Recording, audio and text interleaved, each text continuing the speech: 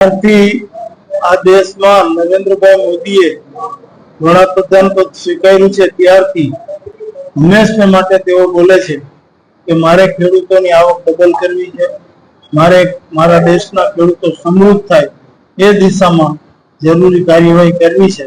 અને આપ બધા જાણો છો એમ દરેક વર્ષે જે સિઝનની વાવણી થવાની હોય, વાવેતર થવાનું હોય એ પહેલા केंद्र सरकार द्वारा टेकाना भाव जाहिर थई जाय जेथी खेडूतोने खबर पड़े तो मगफळीनो आ भाव ओछामां ओछो मळवानो छे, कपासनो आ भाव मळवानो छे, अड़दनो आ भाव मळवानो छे, मगनो आ भाव तो मळवानो ज छे। ई प्रमाणे ए लोको वावेतर करे અને એટલું ટેકાના ભાવ જાહેર કરી અને સરકાર સંતોષ માનતી નથી। જ્યારે જરૂર પડે અને બજારમાં જે તે જણસીના ભાવો ઓછા હોય અને ખેડૂતોને આર્થિક નુકસાન જતું હોય ત્યારે ટેકાના ભાવે જે સરકારે જાહેર કર્યા એ ભાવે પૂરતા પ્રમાણમાં પારદર્શી રીતે ઝડપથી ખરીદી થાય એના માટેની કાર્યવાહી પણ દરેક સિઝનમાં થઈ રહી છે। એટલે સમયસર ટેકાના ભાવો સરકાર જાહેર કરે છે।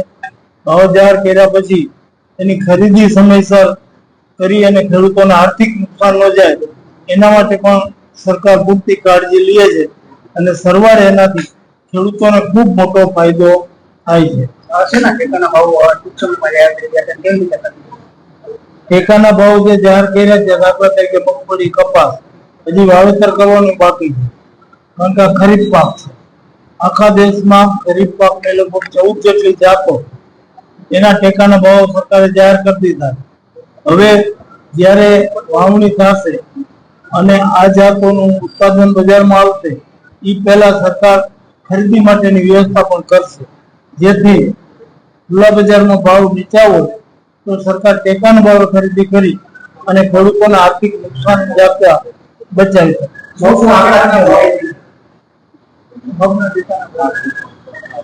ગયા વર્ષે મગના ટેકાનો ભાવ 7,755 હતા, એમાં 803 રૂપિયાનો વધારો કરી અને 8,558 રૂપિયા ચાલુ વર્ષે ક્વિન્ટલના ભાવે સરકારે ટેકાના ભાવ જાહેર કર્યો છે।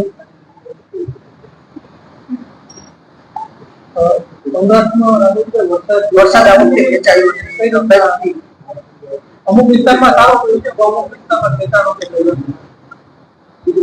વરસાદ સામાન્ય રીતે આખા દેશમાં 25 જૂન પછી ચોમાસું સત્તાવાર રીતે બેસે।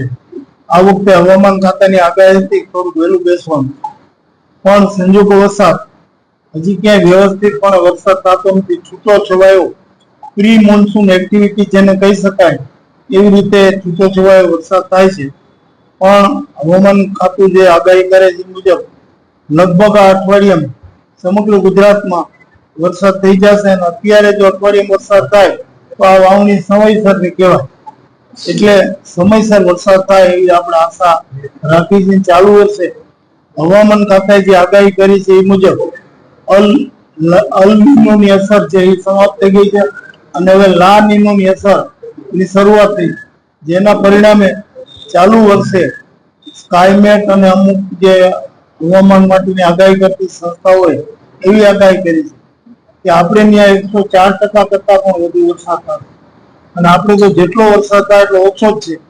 એટલે સારા વર્ષની આપણને પૂરી આશા છે। સમયસર વરસાદ થઈ જશે એની પણ આશા છે અને આ વર્ષ ખેડૂતો માટે ખૂબ સારું રહેશે એવું જ્યોતિષીઓ, હવામાન નિષ્ણાતોથી માંડી અને બધા લોકો આગાહી કરે છે। સામાન્ય આપણે તંત્ર સાથે વાતચીત થઈ હશે અતિ ભારે વરસાદમાં તંત્રની શું તૈયારી કારણ કે તમારી મંત્રીપણા શું આપણે બેઠક કરીએ છીએ।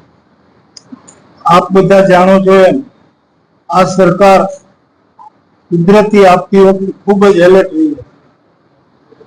ભૂપેન્દ્રભાઈ પટેલની આગેવાની હેઠળની આ સરકારે ગયા વખતે બીકોતે વાવાઝોડા વખતે જે કામગીરી કરી હતી એડવાન્સમાં એ કામગીરીથી આપ બધા જાણકાર છો એવી રીતે અમારું ડિઝાસ્ટર મેનેજમેન્ટ વખતો વખત જ્યારે આગાહીઓ આવશે આવી કોઈ કુદરતી આફતની તો એડવાન્સમાં જ એના માટે જરૂરી પ્રિવેન્ટિવ એક્શન વ્યવસ્થિત લેવાઈ જાય। કોઈ જાનહાની ન થાય, ખુવારી ઓછી થાય એના માટે સરકાર પૂરેપૂરી સતર્ક છે અને એના માટે અમારા માનનીય મુખ્યમંત્રી શ્રીની આગેવાની હેઠળની આ સરકાર પૂરા પગલા લેશે।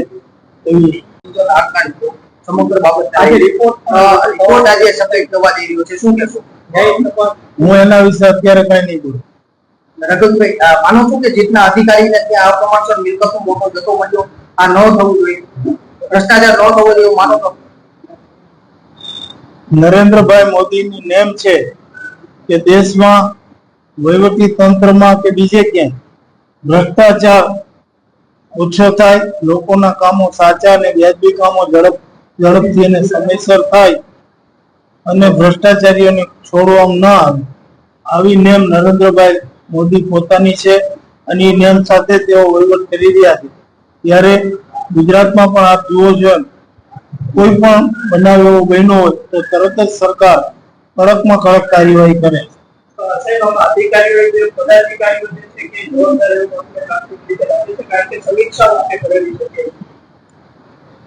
Weight and watch.